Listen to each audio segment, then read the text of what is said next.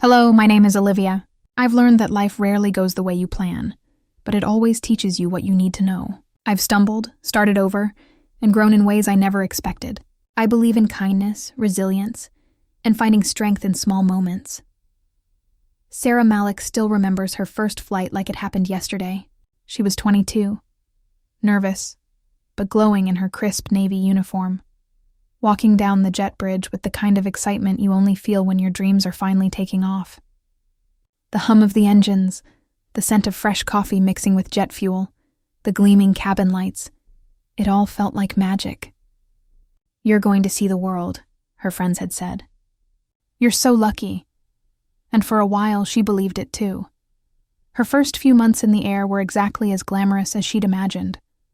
Layovers in Paris, breakfasts in Dubai, sunsets in Cape Town.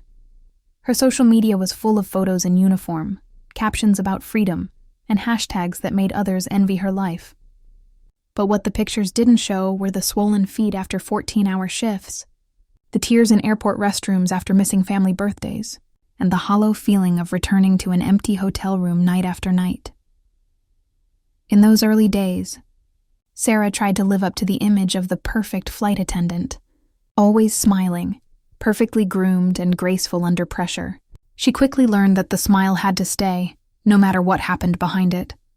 Whether it was turbulence, a rude passenger, or a migraine from 3 hours of sleep, she was expected to maintain poise. The glamour people saw from the outside was only a fraction of the truth. The real job demanded endurance, both physical and emotional. Working on international routes sounded exciting, but the reality was brutal.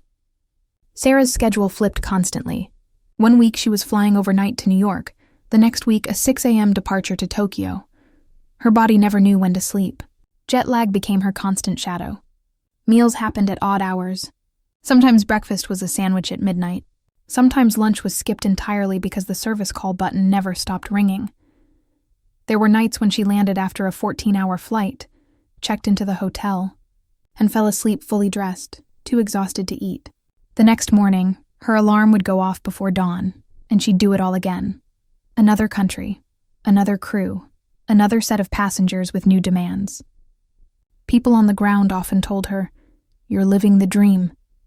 But Sarah used to think, if this is the dream, why does it feel so heavy? The physical exhaustion was only one part of it. The emotional side of the job was far more draining. Flight attendants are trained to serve with empathy and patience, but few passengers realize how much of that empathy is tested every single day. Some passengers shouted at her for running out of their preferred meal, others who clicked their fingers instead of saying, "Excuse me," and some who seemed to forget she was human at all. Once, during a long-haul flight from London to Bangkok, a passenger threw a half-empty can of soda on the floor and demanded she pick it up, calling her just a waitress in the sky. Sarah didn't reply. She smiled, picked it up, and walked away. Later, she cried quietly in the galley, the hum of the engines covering the sound. That moment stayed with her, not because of the insult, but because she realized how often people mistake kindness for weakness. Still, there were beautiful moments too. Helping an elderly woman who was afraid of flying, watching a child's eyes light up when visiting the cockpit, and holding passengers' hand during turbulence. Those small gestures reminded her why she loved the job. But even those moments couldn't erase the loneliness that came with constant travel. Sarah's friends from home had stable routines, dinners, weddings, and family weekends. She, on the other hand, was always packing or unpacking. Time zones blurred her calendar. Some birthdays she spent in hotel rooms, video calling her parents. She started to forget what normal sleep felt like. Her body adjusted to living out of a suitcase, but her mind struggled with the instability. People assumed flight attendants were always social, always surrounded by people. The truth was different. After hours of smiling, talking, and managing dozens of personalities on board, Sarah often preferred silence. She would check into her room, close the curtains, and sit in the dark, craving stillness. The constant change, new cities, new faces, became less thrilling and more disorienting. Home stopped being a place and became a feeling she could rarely reach. Over time, the illusion of glamour completely faded. The fancy uniforms, polished announcements, and smiling crew were just a thin layer over exhaustion. There were flights when the crew had less than 3 hours to rest before the return leg. They'd touch down, rush to the hotel, set multiple alarms, and collapse into bed knowing they had to repeat the same service before sunrise. The makeup hid the dark circles, but nothing could hide the fatigue that crept into their bones. Still, Sarah pushed through. Like most flight attendants, she had developed a strange resilience. She learned to sleep anywhere, on airport benches, crew buses, quiet corners of terminals. She mastered the art of smiling through frustration. She memorized time zones, airplane models, and emergency codes like second nature. The job shaped her into someone adaptable, patient, and quietly strong. Yet, she couldn't ignore how the outside world continued to misunderstand what she did. People saw the surface, uniforms, travel, and the glamorous lifestyle. But very few understood the discipline behind it. How every flight required precision, coordination, and calm under pressure. A single delay or conflict could spiral into chaos, and it was her job to hold things together. Years later, when Sarah looked back at her early career photos, she smiled, not because of nostalgia, but because she now understood the truth. What she once thought was a life of endless excitement was actually a crash course in endurance. It taught her to value real moments over staged ones, and purpose over appearance. She often tells new flight attendants, "The world will see your smile, but only you will feel the weight behind it. Don't let that weight break you. Let it strengthen you." The sky had given Sarah countless memories, both beautiful and bitter. And though the glamour faded, what remained was far more meaningful. The pride of knowing she'd lived through something few truly understood. Being a flight attendant wasn't just about serving meals or seeing the world. It was about surviving in between, learning that the most polished surfaces often hide the deepest struggles. And in that realization, she found a quiet kind of freedom. Sarah Malik used to laugh when people called her a flying waitress. It wasn't the kind of laugh that came from amusement. It was the kind that came from disbelief. Most passengers had no idea that behind her calm smile and neat uniform was a person trained to handle fires, medical crises, and full-blown emergencies at 35,000 feet. The world saw her handing out meals and drinks, but that was only a small part of her job. What they didn't see was how much depended on her composure when things went wrong. When Sarah joined the airline, her first 6 weeks of training shattered every glamorous idea she had about the job. She thought she'd be learning how to greet passengers, serve wine, or announce flight times. Instead, she found herself crawling through smoke-filled mock cabins, learning how to open emergency exits with seconds to spare, and dragging weighted mannequins down aisles to simulate evacuations. There was one day she'll never forget: the fire simulation test. The instructors filled a training fuselage with controlled smoke and dimmed the lights until she couldn't see more than a few feet ahead. She was told to find the source of the fire, grab the extinguisher, and lead passengers to safety, all within 90 seconds. The heat was real. The alarms were deafening, and the air felt thick. By the end, her hands were trembling, her voice hoarse from shouting commands. It was the first time she truly understood what responsibility meant in the sky. Flight attendants, she learned, aren't hired for how well they can smile. They're chosen for how well they can stay calm when everyone else panics. Each crew member must memorize hundreds of procedures: what to do during decompression, how to use oxygen masks, how to handle hijackings, how to stop bleeding with limited supplies, and how to calm passengers when fear spreads faster than turbulence. During her 3rd year, Sarah had her first real in-flight emergency. A middle-aged man on a long-haul flight to Frankfurt collapsed in the aisle. Passengers screamed, the call button lights blinked everywhere, and someone shouted that he wasn't breathing. The cabin crew immediately sprang into action. Sarah's training kicked in. She didn't think. She just moved.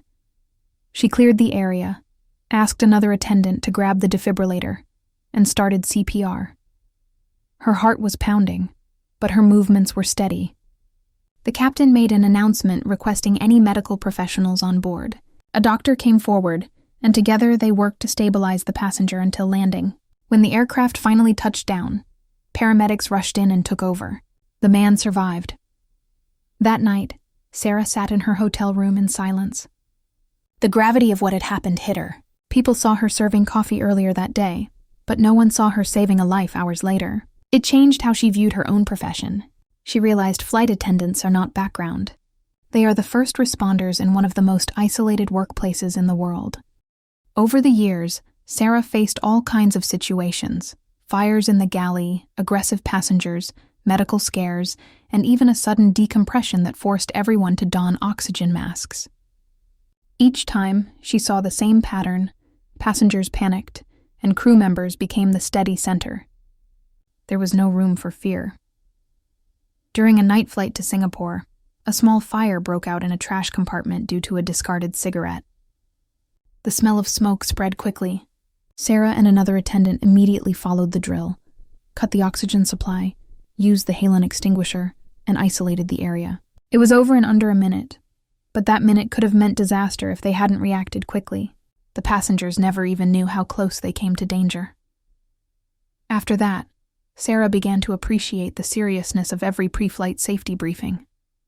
She used to watch passengers roll their eyes or put on headphones while she demonstrated the seatbelt sign and oxygen masks.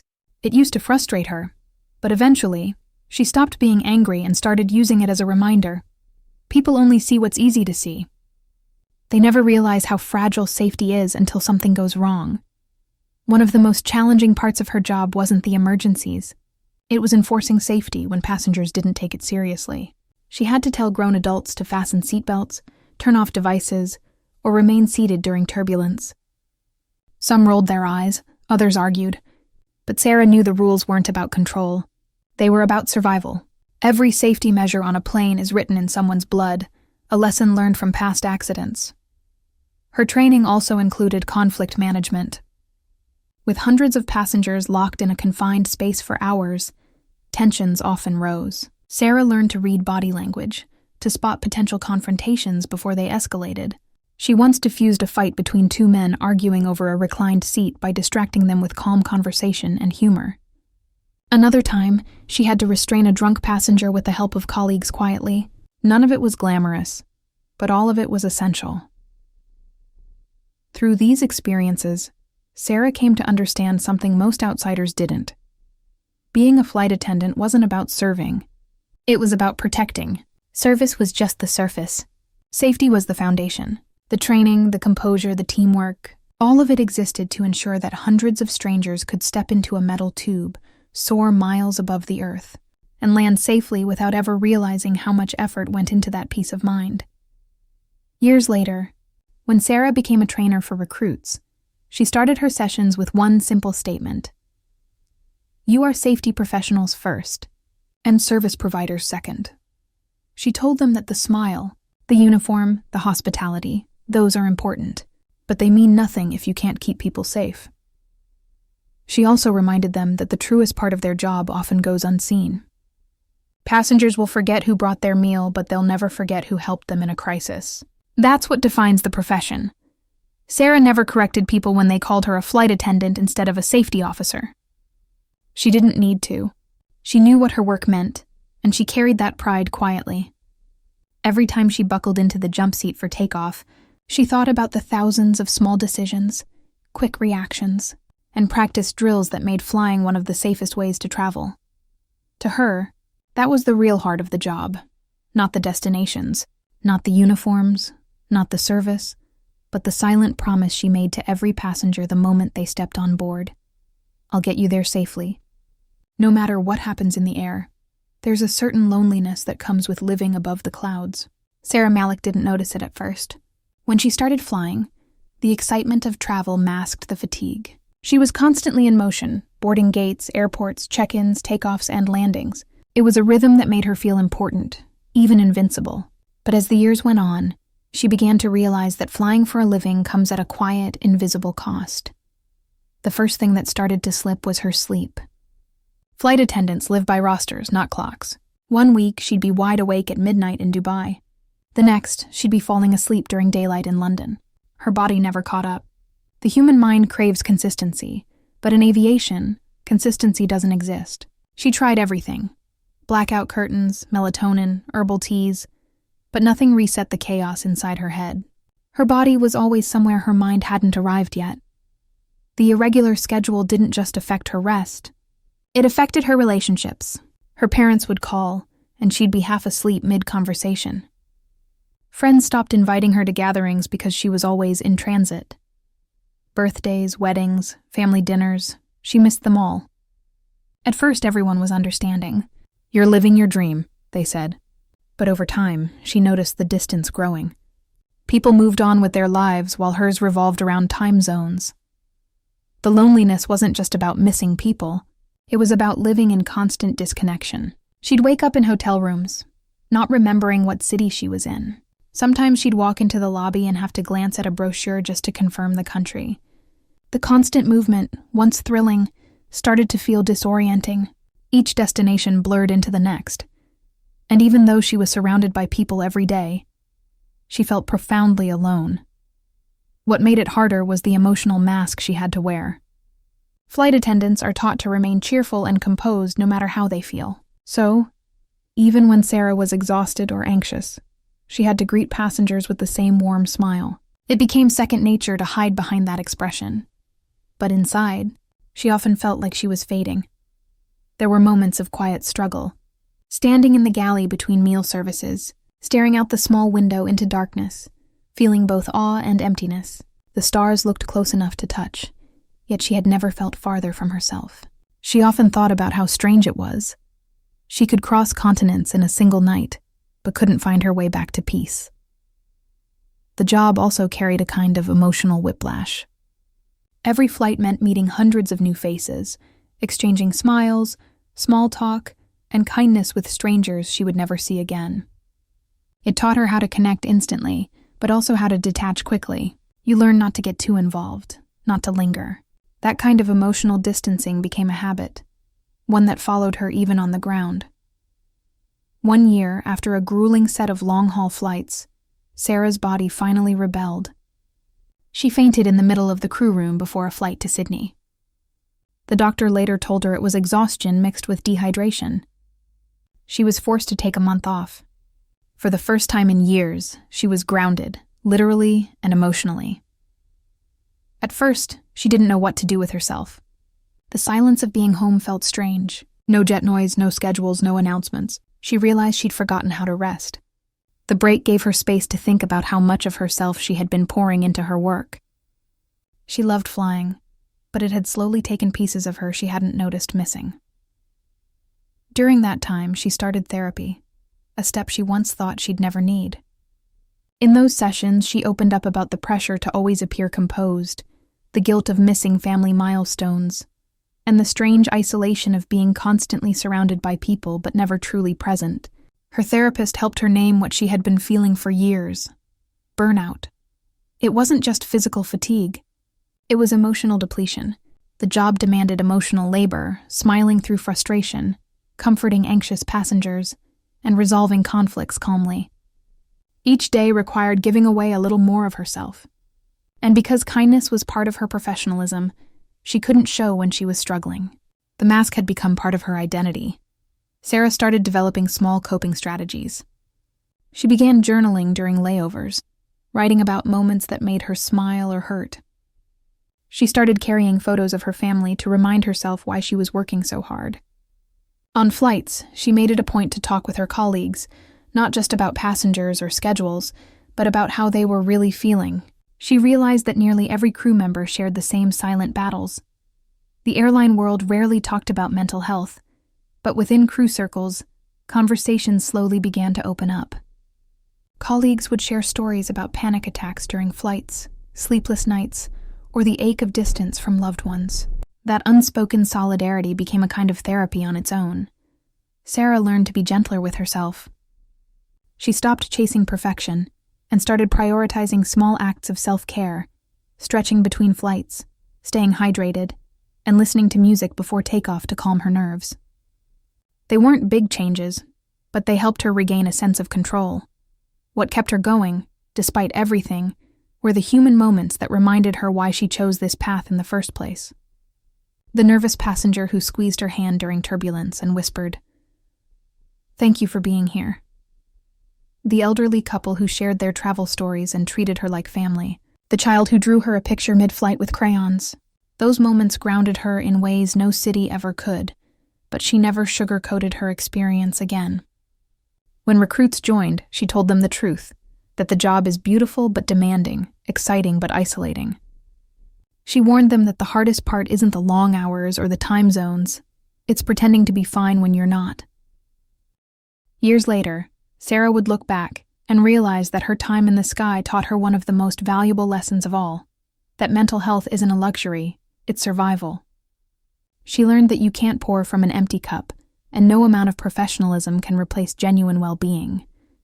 She still flies sometimes, but she does it differently now. She listens to her body, keeps boundaries, and allows herself to feel tired without guilt. She still smiles at passengers, but it's no longer a mask. It's a choice. The skies taught her discipline, courage, and patience, but they also taught her vulnerability. And somewhere between takeoffs and landings, between exhaustion and recovery, Sarah discovered the quiet truth that every flight attendant eventually learns. That strength doesn't always mean holding it together. It sometimes means admitting when you can't. After nearly 2 decades in the air, Sarah Malik had seen enough to know that life on the ground would never look the same again.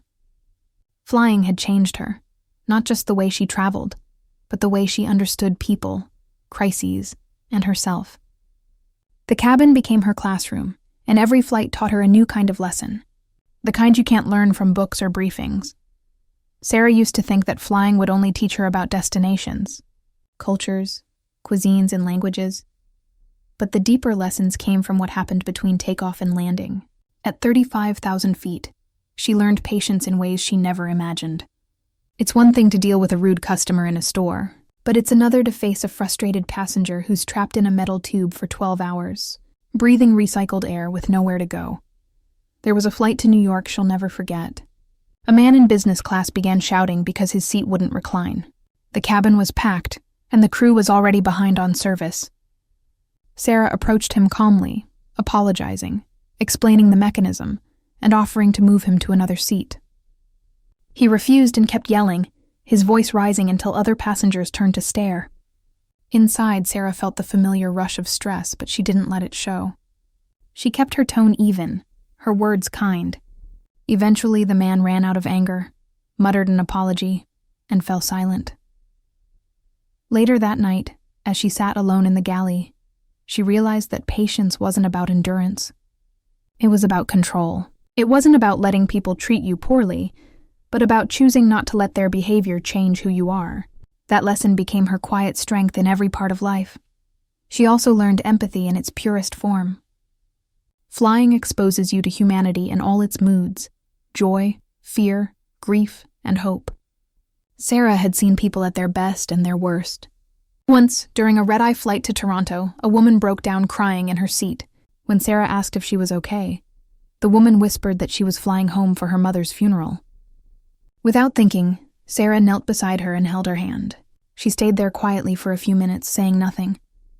That simple gesture made the woman smile through tears and whisper, "Thank you for seeing me."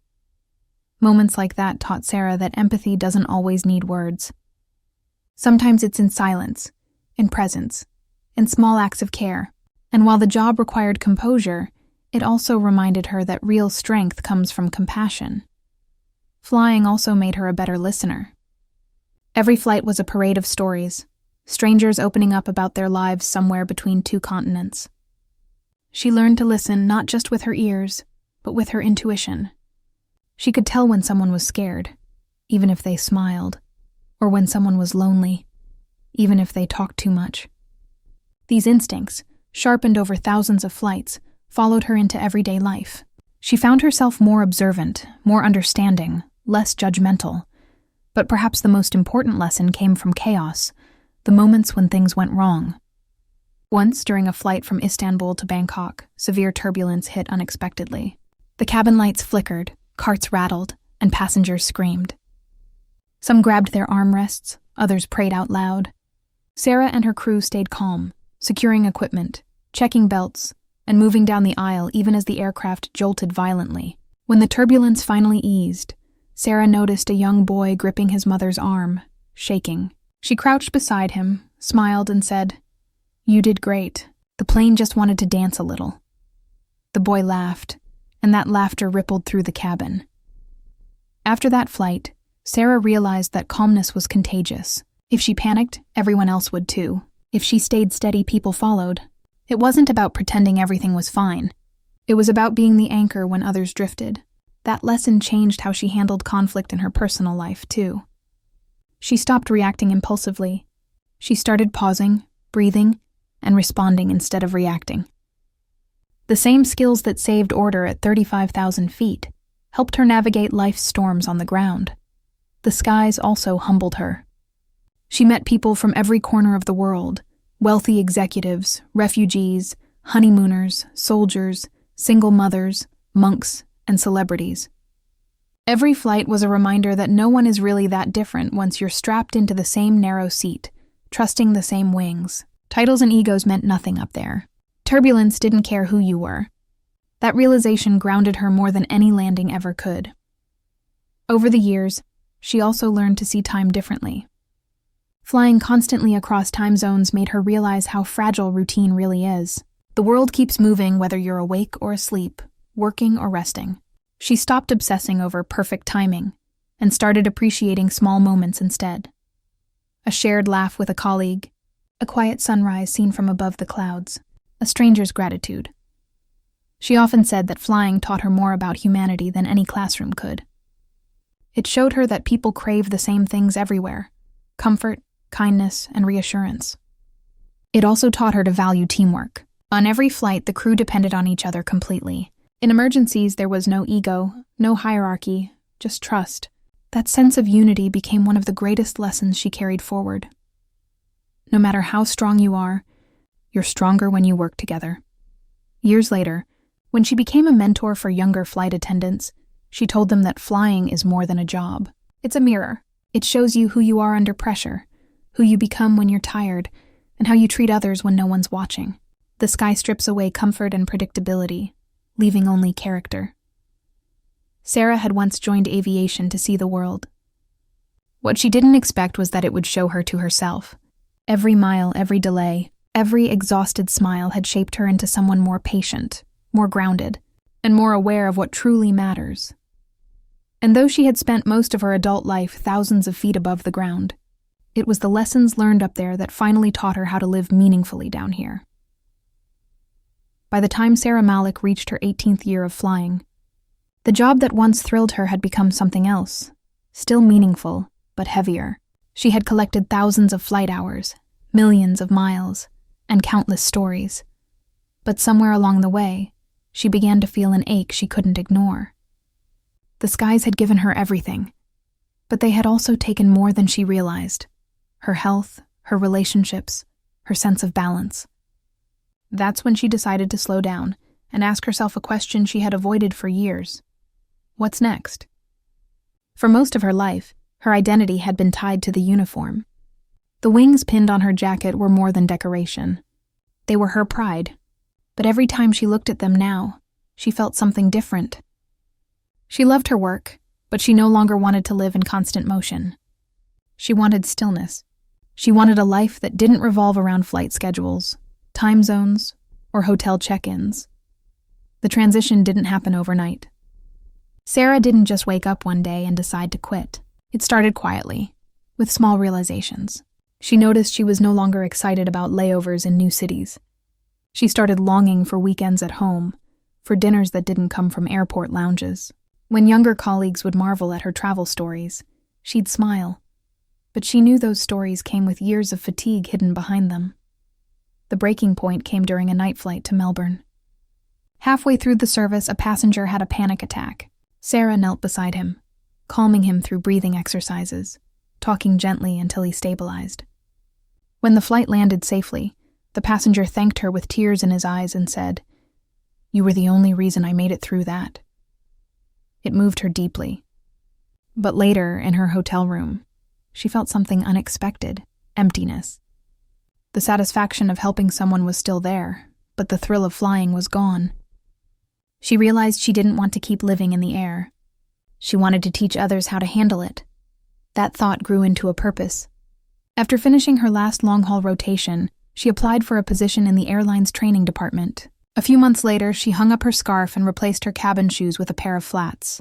She walked into a classroom instead of a plane, facing rows of eager recruits in crisp uniforms, eyes filled with the same excitement she once had. At first, the change was surreal.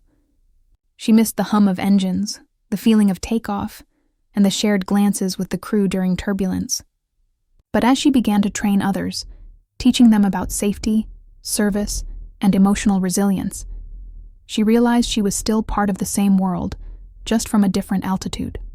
Sarah's approach to training was different from the manuals. She didn't just teach procedures, she taught perspective. When explaining emergency drills, she told stories of real flights, what it feels like to stay calm when everyone else panics, and how a few seconds of hesitation can change everything. When covering customer service, she reminded them that every passenger is a story, not just a seat number, but what she emphasized most was mental health. She told her students that the biggest threat in aviation isn't always turbulence or engine failure, it's burnout. You'll be taught how to fight fires and handle medical crises, she'd say, but no one will teach you how to protect your peace. That's something you'll have to learn for yourself. She encouraged them to take rest seriously, to check in with their emotions, and to admit when they were struggling. She wanted them to be strong, but not at the cost of their well-being. Her classroom became known for being different. Recruits said Sarah didn't just prepare them for flying, she prepared them for life. She shared stories about patience, empathy, and courage, but also about vulnerability. She told them how she used to hide her exhaustion behind smiles, and how that nearly broke her. She wanted them to understand that authenticity is as important as professionalism. For Sarah, the shift from flight attendant to trainer was more than a career change.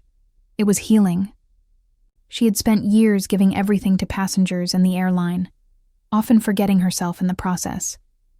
Now, she was giving back more healthily. Teaching others helped her make sense of her own journey. Every lesson she shared was a reminder of what she'd survived and how far she'd come. Outside of work, Sarah began rebuilding her personal life. She reconnected with family, made new friends, and even took trips as a passenger, something she hadn't done in years.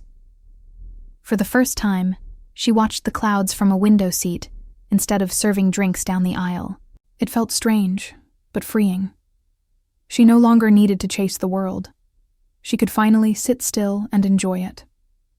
There were moments when she missed the skies, the smell of the cabin before boarding, the quiet before landing, the whispered "good job" between crew after a long flight.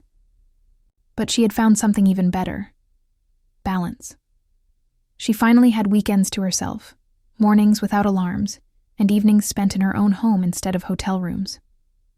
One afternoon, during a graduation ceremony for recruits, a young flight attendant approached her and said, "You're the reason I didn't give up during training. Your stories made me realize this job is about more than travel. It's about people." Sarah smiled, feeling that familiar warmth she used to feel mid-flight when a passenger said thank you. It hit her then. She was still helping people reach new heights, just in a different way. Now, when Sarah talks about her career, she doesn't describe it as an ending. She calls it an evolution. Flying taught her discipline, adaptability, and empathy. Teaching taught her reflection, balance, and peace. Both worlds were necessary to make her who she became.